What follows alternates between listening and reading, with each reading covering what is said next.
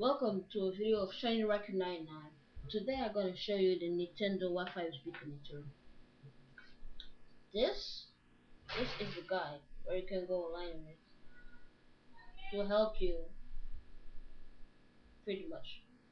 Backside in the introduction.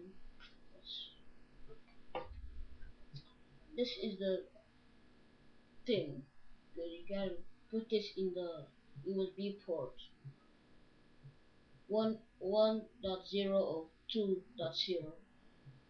You can choose. And this is to put this in there if you want to extend it. It's your choice. And yes, don't forget the disk.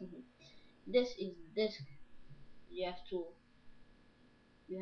put this in the computer, the disk, and then you will see how to download it. Well, thanks for watching.